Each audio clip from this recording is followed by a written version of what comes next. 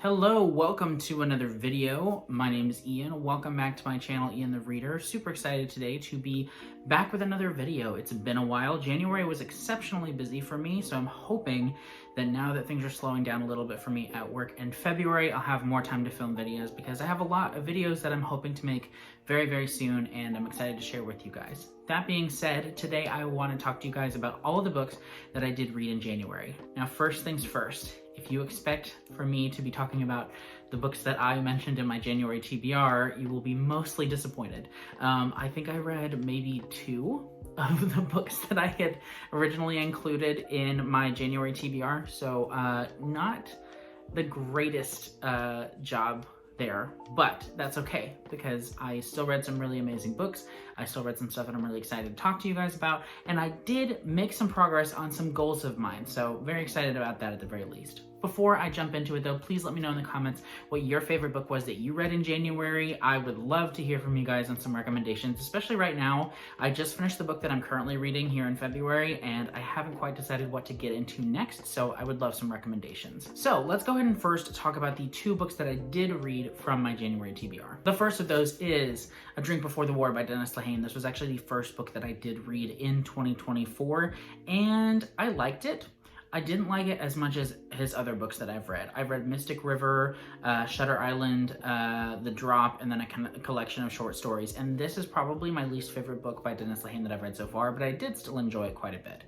This follows a pair of private detectives as they are living in Boston and trying to solve this crime that has taken place, but not only that, there's a lot more that's revealed throughout their investigation of this crime. So it's really about like the seedy underbelly of Boston, and it deals with this friendship, partnership between these 2 detectives and goes into a lot of that. My main issue with this book though was the length. I really could have used more. Honestly, like I really enjoyed what we did see from these characters, and clearly the 2 detectives have a lot of history, and it goes into that somewhat, and I do really enjoy that when you kind of enter into the first book of a series and the 2 characters or what have you, the group of characters already have all this history and you're kind of finding out about it. I really like that type of relationship in a book where there's so much from the past that is slowly revealed to the reader. That being said, I just wish that that had been explored a little bit more and that the mystery itself had gone a bit farther.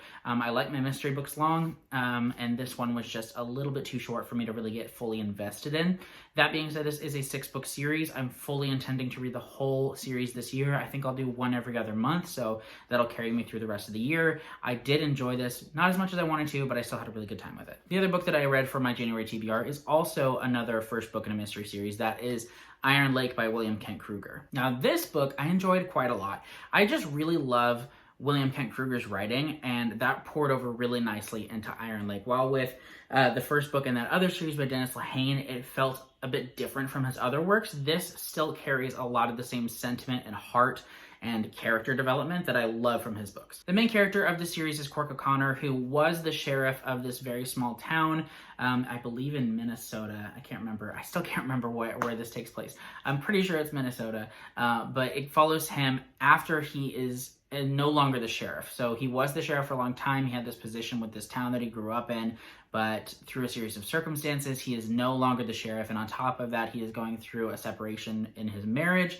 And so he's really down in life. And that kind of grittiness, that kind of cynicism carries over a lot. But at the same time, he has this heart for people, for justice that is still there, that shines through a lot in this book. And I really, really did enjoy his character a lot, as well as some of the other side characters that we're introduced to. I also found the mystery in this one to be really, really compelling. With the other mystery book, I wasn't as invested in the mystery, but this one totally worked for me. I had a great time with this. Overall, it's not my favorite William Kent Kruger. That still goes to his standalones, but this is a 19-book series so far, so I will have more than enough time to get invested in it, and I really did enjoy this first book quite a bit. Of the 2 mystery series, I recommend Iron Lake more, but they're both really great by authors that I really respect, so very excited to continue with this one very soon as well. So like I said, those are the only 2 books from my January TBR that I did read. That being said, I did make some really great progress on my 24 books that I wanted to read in 2024. Both of the 2 books that I already talked about were on that 24 and 2024 list, and I read 2 more as well, so I've already knocked out 4 books from my 24 books on that list, which is pretty great for January. So let's go ahead and talk about those other 2 books now. First up, we have Gilead Gilead by Marilyn Robinson, and this was exactly what I expected it to be, in that it was very thoughtful, very inspiring, very introspective. And that is why I am kind of mad at myself, because I read this book because I wanted to knock another book off of my list, and it was short and I thought I could get through really quickly. And this actually took me quite a while, which is good because I wanted to kind of take my time with it. But I think that I wasn't really in the right headspace to fully enjoy this book. And so I think it ultimately hindered my experience. That being said, I do still see so much of the quality of this work. I think it is beautifully written. The prose is stunning, and there are so many moments that were just so heartwarming, heartbreaking, and thought-provoking as well. It's about an older man, I think he's in his 70s, and he's found out that he has this illness, and so he knows that his time is short, and he's writing this long letter to his son, who he's not going to get to see grow up because he has a young son. And it's very much full of regret, but it's also full of this awe of life and this beauty of prose and beauty of the world around this character. And it's full of anecdotes, it's full of this family's history. It is very, very personal. It feels like a very personal story. It really does feel like you're reading this letter like from your own father or something like that. And in that way, it was very powerful, but at the same time, it was very meandering. And so I think that at a different time in my life, or a different time in this year, I would fully give this like a 5-star review. At this point, I'm giving it a 4 because it did lose my attention at some points, but there were such moments of beauty that I ultimately was moved by this work, and I really enjoy it, and I highly recommend it. If you love like a thought-provoking, beautiful, inspiring, moving story that isn't so much plot focused as it is character and sentiment focused, then you might really love this. It won the Pulitzer Prize, and I think it totally deserves it.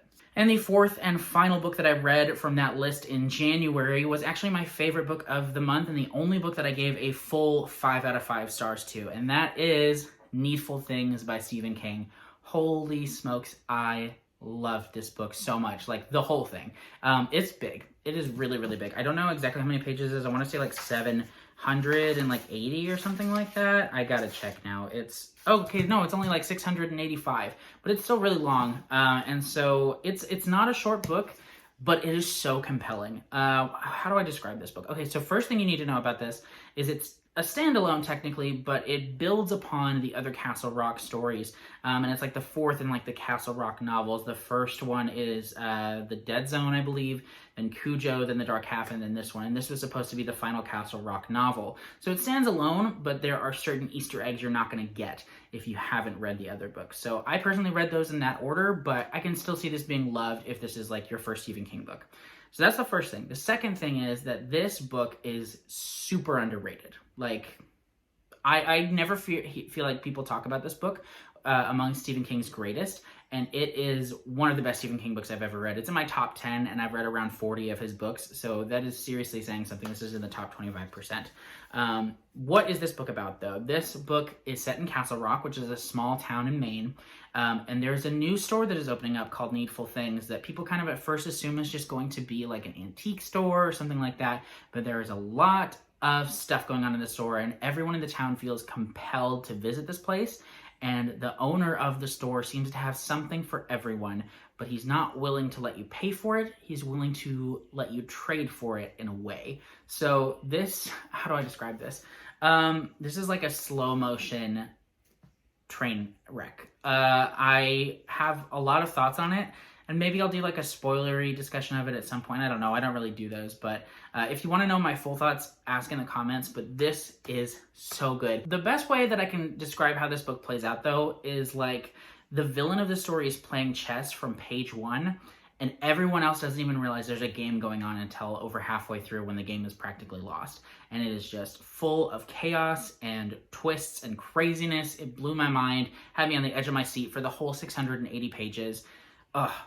This book is amazing. Such a fantastic Stephen King book. I highly, highly, highly recommend it. 5 stars, my favorite book of the month. So Needful Things was the first Stephen King book that I read of the month, but it was not the last, because once I'd had that, I just wanted more. And so I did decide to go ahead and continue on with the Dark Tower series with Wolves of the Kala, which is the fifth book in the Dark Tower series. And again, I've mentioned this many times, and if you're a Stephen King fan, you probably know, but the Dark Tower is like an overarching thing for Stephen King, where there are the 7 main books, 8 if you count the one that was written after the series was concluded, but additionally there are so many others of his works that kind of tie into the Dark Tower. So I like to say that I've been reading the Dark Tower series slowly over years, but really like I've really just in the past year started really getting deeper into the Dark Tower books themselves.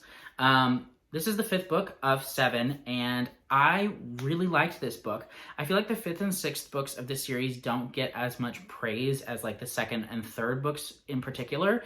Personally, I really enjoyed books 5 and 6. I've already read book 6, but we won't talk about that because I read that in February. But I really enjoyed book 5 a lot. I wouldn't say that I enjoyed it more than book 3, The Wastelands. Thus far, that is my favorite book of the Dark Tower. I haven't finished the series yet, but that is thus far my favorite. But I think that Wolves of the Kala is probably my 2nd favorite. I liked it more than The Gunslinger, more than The Drawing of the Three, and definitely more than Wizard and Glass as well. So Wolves of the Kala is really interesting because I feel like this is the most like Western of his Dark Tower books, and like these are obviously very heavily inspired not only by fantasy but by like Western stories. You've got this gunslinger who's kind of like a cowboy almost, and this book in particular really feels like a Western. You've got this small town of Kala that are dealing with this problem, and the main group of people, the Katet, are coming to kind of help them out. But it goes so much further than that because this builds on the lore of the tower a lot. There's a character from another Stephen King book that plays a huge role in this story, which was so cool. I really loved Wolves of the Kala a lot, more than I expected to. And again, this is probably my 2nd favorite of the Dark Tower books at this point. I thoroughly enjoyed it. Cannot wait to finish the series up very, very, very soon. Speaking of really popular authors with lots and lots of books, I read my first Haruki Murakami book in January. And let me tell you, I have gone back and forth so much on which of his books to read. I don't know where I have his books here on the shelf, but I have like 5 or 6 of his novels, and I had yet to read any of them. And the biggest issue for me was I had no idea where to start. I have like 1Q84, I thought about doing that. I thought about the Wind Up Bird Chronicles, or Norwegian Wood, or Kafka on the Shore. And I didn't end up starting with any of them because the pressure was too big. So my first Haruki Murakami book was What I Talk About When I Talk About Running, which is a memoir of his, which was actually kind of perfect, to be honest, because it took the pressure off of like, oh my gosh, what's my first Murakami book gonna be? And it just let me like casually enjoy this. And this was really good. I really, really enjoyed this, more than I expected. So this is his memoir, obviously on running. Like I said, it's called What I Talk About When I Talk About Running. But it's also his thoughts on life, his thoughts on writing, and how those 3 things, running, writing, and life, are really intertwined for him. And it talks a lot about his process of writing, his process of training to run, and how those things go hand in hand a lot of times. And it was very eye-opening, and I feel like in a lot of ways this is the perfect place to start because it kind of gives you a different perspective and a frame to view his novels in. So I feel like now that I've read this, I'm more excited and more eager than ever to pick up his books, but I feel like I'm prepared to understand where he's coming from with them more, which given the many things that I've heard about Murakami's works, I feel like that is going to really help me out in my experience with it. So this was really great. If you've never read a Murakami book, this is obviously very, very short. It's a wonderful, wonderful memoir full of lots of wonderful insights and very thought-provoking ideas, and I think it is a great place to start with Murakami, so highly recommend this. Shifting now to less positive thoughts and feelings, I also read Survive the Night by Riley Sager. I read this because I'm planning a video where I review and rank all of his books. I've read all of them now, except for his newest one that comes out in June, called Middle of the Night, which I do have an e-arc for, so keep an eye out for that video. It'll be coming out as soon as I read that final book, probably in the next month or so. But I read Survive the Night for that video, and I knew that a lot of people didn't like this book, so I entered in with pretty low expectations, and I was still disappointed. Honestly, I spent a lot of my time while reading this book feeling very incredulous, feeling very underwhelmed by the explanation for a lot of the conveniences that took place in this book. And especially by the end, there were a couple things that the author chose to do that I was just like, really? That's what you're doing here? That's what you're going with? But anyway, just to tell you a little bit of what this book is about, we follow a young college student who has gone through a tragedy in that her roommate slash best friend has been murdered. And there's apparently a murderer roaming around on the campus of her college. And so she decides to go home indefinitely due to that and due to the fact that she's gone through this tragedy. And she hitches a ride with somebody, because when there is a serial killer on the loose, why not hitch a ride with a strange man you've never met before? And things go from there. She thinks she might be in the car with the serial killer and thus survive the night. She has to survive this night on the road with this guy. I'm not going to tell you a whole lot of where it goes from there. That's the general premise and setup for this book. But I had a lot of issues with the execution of it, with the plot twists, as it were. It just didn't really work for me personally. I know some people really enjoy this book, and more power to you. I'm not going to say where it falls on my Riley Sager ranking. You'll have to watch my video for that when it comes out. I'll include a link for it down below once I've posted it. But yeah, this one was not for me. Oh well. I also took like a random detour this month due to a big old fear of missing out. I tell you, January was weird. I read a whole lot of stuff that was not on my bingo board for January. Like literally, I was just like reading whatever struck my fancy. So I read both House of Sky and Breath and House of Flame and Shadows by Sarah J. Maas. And I thought I was done with this author, to be honest, but there was a lot of buzz on the internet about it, and I had to know. I had to be a part of it. I couldn't miss out. So yes, I read these 800 plus page books in January, and I had more fun with these than I thought. I did not really like House of Earth and Blood, I think it's called, when I read it back in, I want to say like 2022. I didn't really like it very much. I thought it was going to be the last Sarah J. Maas book I ever read, and here we are. I've read these, and to be honest, I wasn't crazy about House of Sky and Breath, which is the second one. I thought it was really slow. I thought it was too long. I thought there were so many moments that were just like them hanging out and nothing really happened in the plot. But the third book, House of Flame and Shadows, this newest one that just came out at the end of January, it was actually really good. I had a lot of fun with it. The plot was very fast-paced. I was engaged the whole time. There were some things about it that really took me by surprise that I really enjoyed, and I thought the world building and kind of like lore of the story was pretty well done overall, and there was a toned back amount of the spiciness, which I'm not in it for the spice. That's not why I read books. So personally, it's the most I've enjoyed one of her books in a very long time. I won't be rereading this at any point. I'm happy I read it for the third book. I'm not really the target audience for these, but I had a really good time. So if you like romantasy, if you want to get in on the buzz, go for it. These are a pretty good time. There's also another series that I started this month that I had not originally planned to, and I really went crazy here. I read 3 books in the Kate Daniels series by Alona Andrews.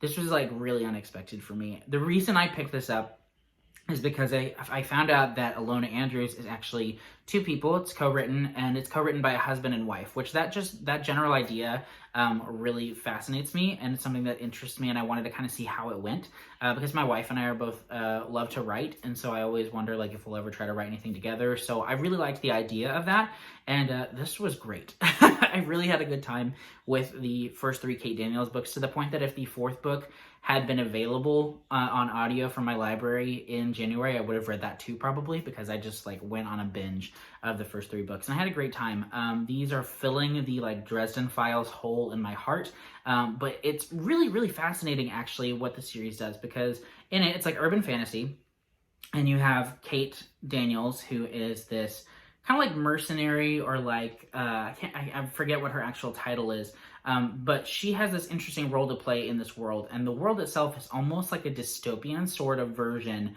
of, I want to say, Atlanta. Yeah, it's set in Atlanta. And what's interesting about it is, in this world, technology has advanced to a certain point where magic has returned. So in this world, it goes through this cycle throughout like the centuries of like technology rising in power, and as it does, it kind of crashes and magic takes over, and then it goes back and forth, magic, technology. And so where we pick up in the story is technology has reached that peak, and so magic is returning, but it's kind of a slow process, and so there are moments when like magic surges, and when it does, no technology works, no phones, no cars, none of those things work, and so people have to kind of survive in different ways. but then magic goes away, so people who are magic users lose their abilities during that time, and technology is again working. So that idea is a really interesting element to have in a story, and I really like the ways thus far that it's been included in the story. And as the series progresses and magic continues to take over, I'm so fascinated to see where the authors take that. I think it's going to be really fascinating. But not only that, I had a really great time with just the general world building, the characters. It's a lot of fun. These are like popcorn to the utmost. And I'm here for it. It is working for me, so I will definitely be finishing the series as soon as possible. I'm having a great time. We'll definitely read more of these very soon. Another very, very fun series that I read in January. I read the first 2 books in the Dungeon Crawler Carl series. Those are Dungeon Crawler Carl and I want to say Carl's Doomsday Scenario. I had actually meant to include this on my January TBR because my brothers and I love to buddy read series together. Last year we read all 12 Cradle books and the first 3 books in the First Law World by Joe Abercrombie. So we read those last year, and we are starting off this year with a read of Dungeon Crawler Carl. So yeah, we read the first 2 books in that last month, and this is like so much fun. I feel like it's been getting a lot of hype here on BookTube in the last like few months. A lot of people's year-end lists included this, and I totally get it. This is an absolute blast. The audiobooks in particular are so well produced, so well acted. It's just a blast. It is like if the Kate Daniels books were like popcorn books, this is like popcorn and candy and butter and soda and a movie. It's all of it. It's the whole package. It is so much fun. It's the most fun I've had listening to an audiobook probably ever, and I have never laughed so much as I did reading this first book in the Dungeon Crawler Carl books. It is, I don't even know, like, there's so much like going on in it, but the general idea is the world has been destroyed. These aliens came and flattened the earth, so everyone who was inside of a building died. And all the buildings were shoved underground to create this sort of labyrinthine dungeon of sorts. And our main character was outside chasing his ex-girlfriend's cat, who had jumped out when all this happened. And now he's been thrust into this labyrinth where the rest of the universe, all the alien species out there, watch a televised version of this like survival game where all of the remaining Earthlings have to go through this dungeon level by level, and it's like a televised competition. And so he has to participate in this competition, and it is full of craziness. It is the most ridiculous story ever, and it's so much fun. If you just want to have a good time listening to an audiobook, you cannot do better than Dungeon Crawler Carl. It's fantastic. It's everything you've heard about. Go listen to it right now. You won't regret it. And then finally, I did read 2 other standalones in January. I feel like I read mostly series. I started like probably 6 series within like the first 2 weeks of January. But I did read 2 more standalones. The first of those is Starling House by Alex E. Harrow. I read this near the end of the month, and I really enjoyed this. I thought it was really good, actually. This is a sort of like magical realism type book in which our main character is just living in like the regular world, and there's this house in her town, and this town is like constantly going through a lot of like trouble. There are disappearances, murders, crimes, more than a lot of other places, and it's kind of mysterious. But there's this house called Starling House in her city, and she's been dreaming about it since she was a child. And one day she decides to go up to the house, and she meets the owner of it, and somehow gets a job being his house cleaner, and things go from there. The ending kind of fell a little bit flat for me, and in that regard, I did remove a star, so I gave it 4 stars. But I think that this is full of mystery and intrigue in a way that I really enjoyed. I was very compelled by the mystery, and there was also just this sense of like magical quality to the story as well, and it really blew me away. I didn't have a lot of expectations going into this for some reason, and I enjoyed it a lot more than I expected. So I will definitely be reading more of this author's books at some point. I don't know when, maybe this year, but this was a really great time. I definitely recommend Starling House if you haven't read it yet. And the last book I want to talk to you about is another standalone, this one being a mystery called Look Closer by David Ellis. This was crazy. This is one of the most like jaw-dropping, twisted, messed up thrillers that I've read in a very long time, and it was so good. It's like I continued to kind of like think I knew where it was going, and then I would just, my jaw would drop and be like, you gotta be kidding me. And then there would be another twist, and it would just kind of change your whole perspective on the story as these twists were revealed. And man, it was so good. It took me by surprise. It blew me away. This is an amazing thriller. If you can deal with reading a thriller where you don't really like anybody, like none of the characters are good, then definitely pick this up because it was wild. It kind of reminded me of You by Carolyn Kepnes at times. There's a Netflix show for that, You with Joe and whatever. I haven't read those books, but the idea behind it was there. And I don't know, maybe Gone Girl a little bit. It reminded me of a lot of different thrillers, but it did its own thing at the same time. And it was so compelling, so wild, a fantastic, near perfect thriller. I highly recommend it. If you like thrillers, read this book now. But that's it. Those are these 16 books that I read in January. Whew. It was a lot. I feel like I'm losing my voice from talking so much because I had so much to say about all these books. So thank you so much for watching. Let me know in the comments if you've read any of these books and what your thoughts were on them. Like I said, Needful Things was my favorite of the month. That being said, I've really enjoyed most of what I read. It's been a great reading year so far, though. January was a fantastic reading month, and I have very high hopes for all the months to come. Thank you so much for watching, and I'll see you in the next video. Bye.